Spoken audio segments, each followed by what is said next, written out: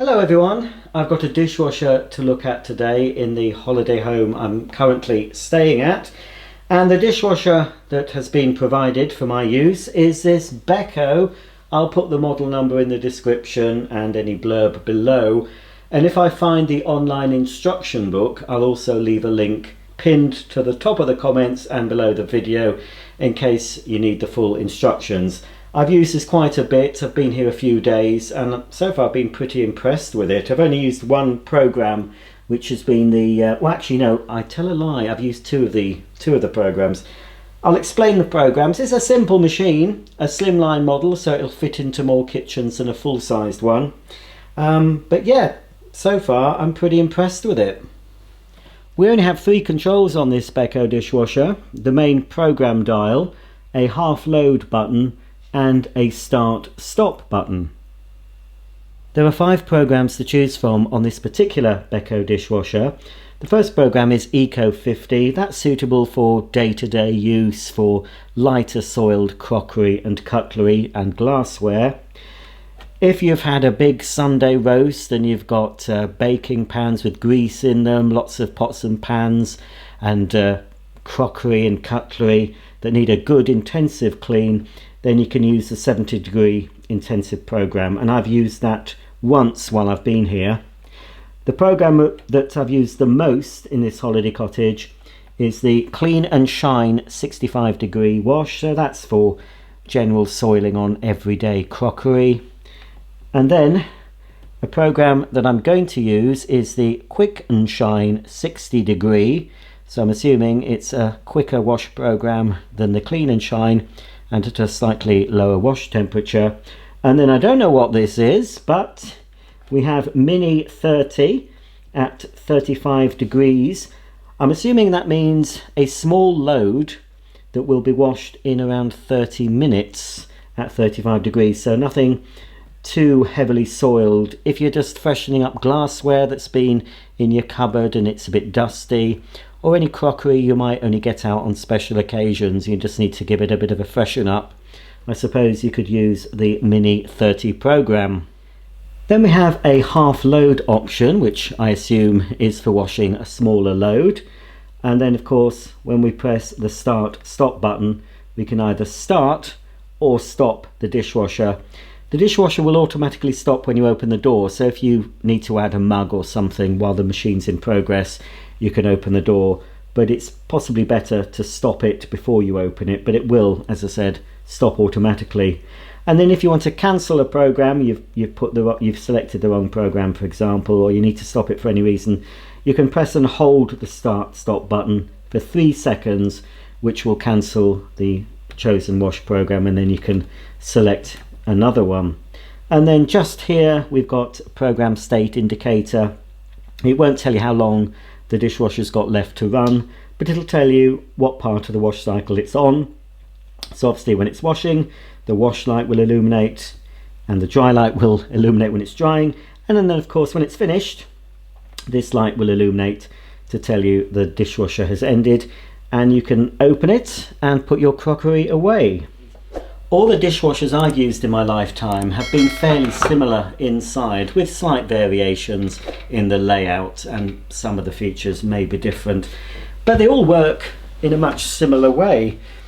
Obviously, washing machine works by agitating the clothes in a tub, moving the clothes around.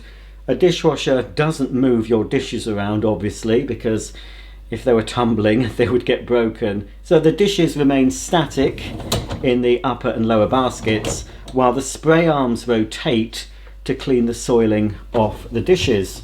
So here is the lower basket.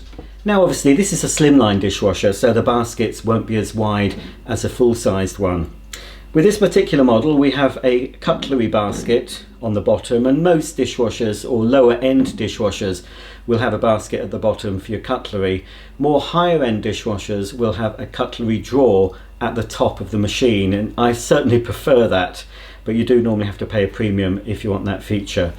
But it does have a handy handle, so you can lift the whole basket out and take it to your cutlery drawer to empty it. We'll take this out so we can see the bottom of the dishwasher.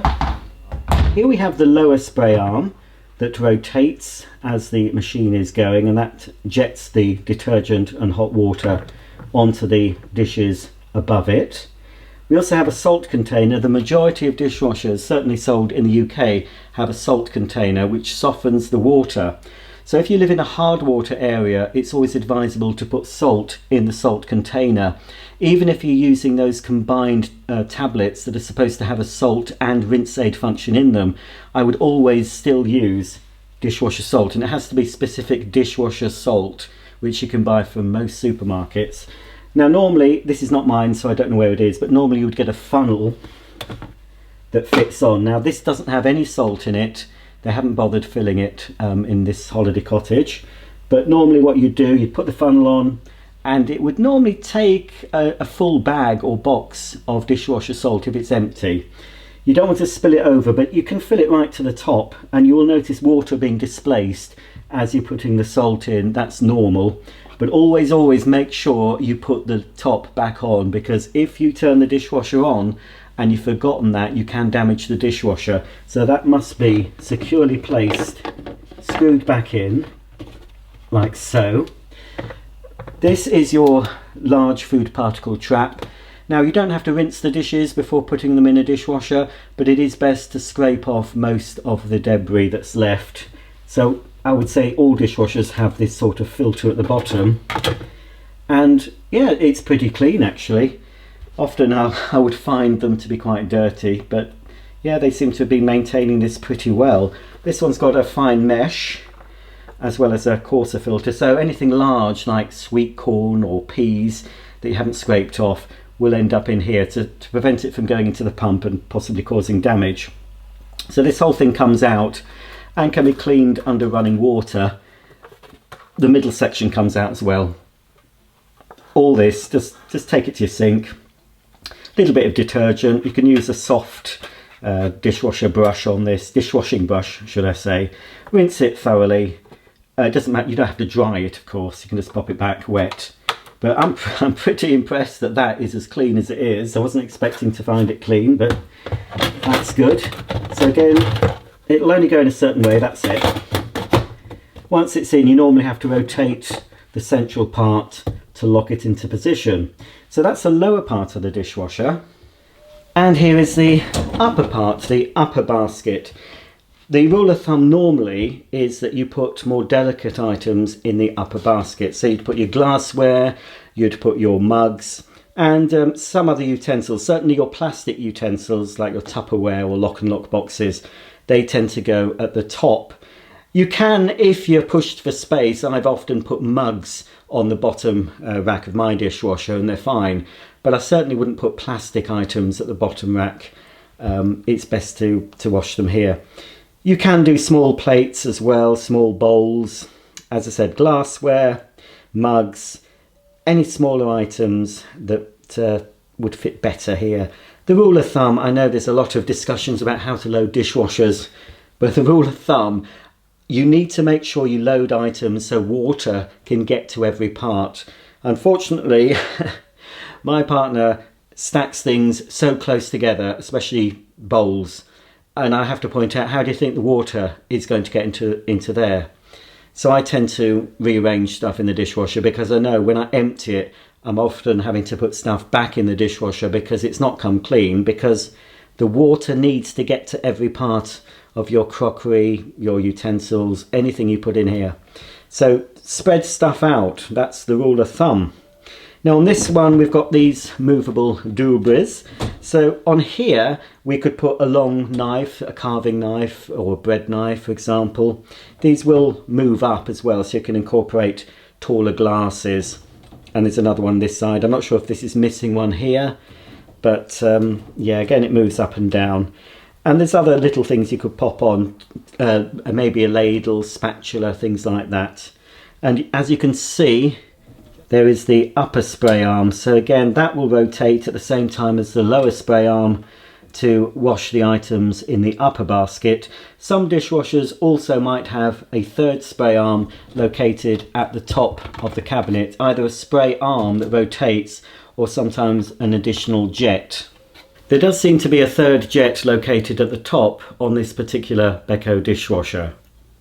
The final thing to show you on the inside of the dishwasher is the detergent and Rinade dispensers. Now again, if you use an all-in-one tablet that incorporates a salt function and a Rinade function, you could possibly do away with separate Rinade. But again, personally, I always use separate Rinade and salt, even if I'm using a combination tablet. And I certainly would do it if you live in a hard water area. So in here you can put, tablets are the most common to use, but you can use powder detergent, and I think you can possibly still buy liquid detergent as well, but not fairy liquid. It's got to be dishwasher detergent. Once that goes in, make sure the cap is closed, and then it will open automatically at the right time. And then again with Rinade, this is adjustable for different water hardness, etc. It puts in different amounts. The Rinade goes in there and you can fill it until it reaches the top. Okie dokie, I'm going to do a load in this Beko Slimline dishwasher. I'm just checking that everything is located where it should be.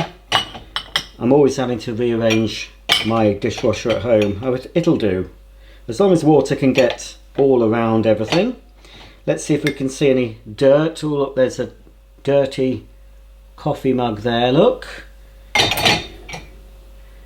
And got a bit of a dirty rim on that one. I don't like a dirty rim, but hopefully by the time you see this again it'll all be lovely and clean.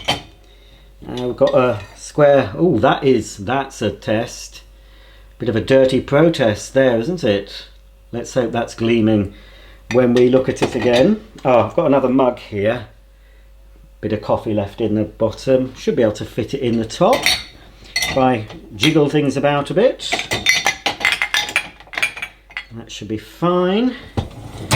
Whoops, I can't close it. Oh, this bit's come up. There we go, push that down. Okie dokie, right. Let's check the bottom. Still quite a bit of space. Looking round, I don't think there's any more to go in it. There we are, something. I think that had a croissant from breakfast with some jam.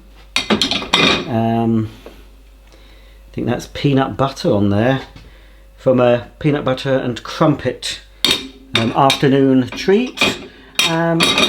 We've got a bit of a greasy, it's not too bad, but that did have a garlic baguette on it last night. And we do have a pan. Yeah, a dirty pan there with some milk skin in it, I think. We'll leave that as it is. There's no need to rinse stuff. That's a mistake some people make. Your dishwasher doesn't need you to rinse things. What's the point in having a dishwasher? As long as you scrape food off, you know, you don't want huge bits of food, just scrape the worst off. And then the dishwasher, if it's good enough, should deal with it. So, and I don't really like these. I'm used to having a separate drawer at the top of my dishwasher at home, which if ever I bought a new dishwasher, I would always get one with the drawer at the top, because you can lay your cutlery out all individual. You can have all your teaspoons together, all your knives together, all your forks together. So when it comes to unloading, it's a lot quicker. Yeah, I don't like these baskets. But when you're loading them, the rule of thumb here normally is put them handle down. So the spoons down, the knives and forks down. The only exception is sharp knives. So if you've got a small sharp knife, it's probably safer to put it sharp point down. I mean, you could with these as well, but normally you would put them handle down. So that can just go here. Will it fit? Yeah, just fits on that. Close it.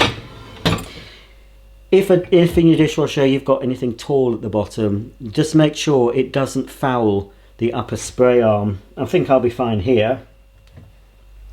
Yes, that's fine. And also you need to make sure that nothing fouls the lower spray arm, so you don't want anything sticking down below the basket.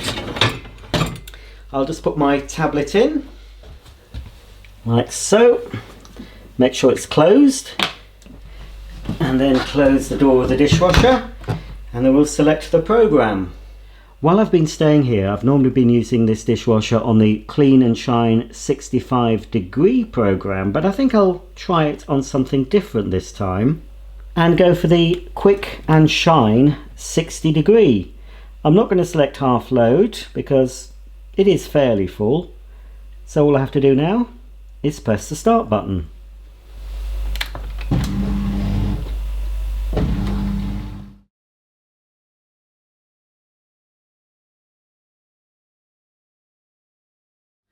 The dishwasher has finished. It didn't take too long at all. I didn't time it, unfortunately, but it did seem to be pretty quick. But because it was quick, I'm wondering if it's cleaned everything properly and also dried it. I think we might see some residue water, especially in the tops of the mugs. If I was to leave it a bit longer, it's still quite warm in here. This happens with most dishwashers I've used. Yeah, even with my expensive, well, more expensive Miele, often you'd find little pools of water in the tops of mugs. What I tend to do with mine, when it finishes, I normally just turn the mugs round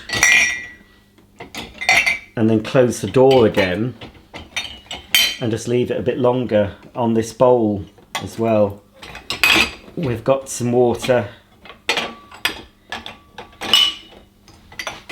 Not so much on these mugs because it's leaning back, so yeah, when the mugs are leaning it's not so bad. Hey look, there's that dirty square bowl. That's good. That was really dirty. And of course inside the mugs. I can't understand people that do not think a dishwasher is necessary. If you can afford a dishwasher and you've got space in your kitchen for one, you won't want to be without.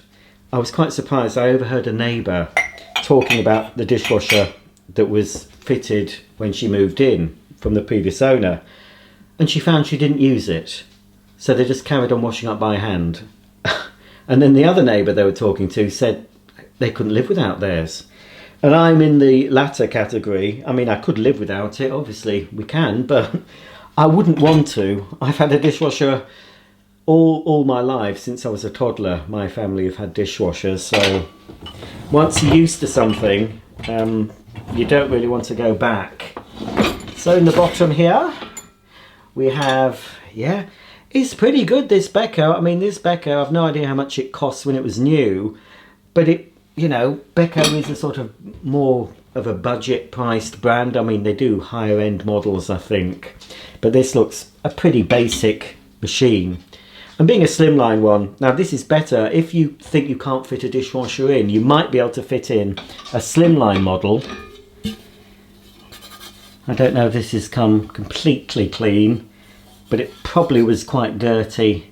I mean, I think what was on here before I put it in has come off, but there's some, I think some older sort of burnt on bits. But you know, I'd be quite happy to use that. What about this pan? Yeah, a little bit of water residue, but that's pretty clean.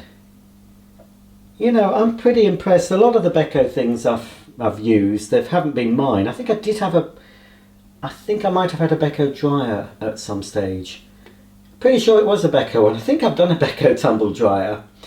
Yeah, although I would regard Beko as the sort of lower to mid end, you know, I'm pretty impressed. And here's some of the cutlery. That's a knife. Do I have to tell you it's a knife? I don't think I do. And there's a spoon, a lovely spoon, and of course we've got teaspoon. All clean. I cannot fault the performance of this dishwasher. Pretty impressed. Because I've opened it quite soon after the wash cycle is finished, as I said, there's a bit of residue left on the tops of the mugs, but I'll just close it, or partly close it, and just leave that for a little bit longer before I put everything away. And I'm sure everything will be dry enough to pop back in my cupboards. So I'll just leave it with the door slightly ajar.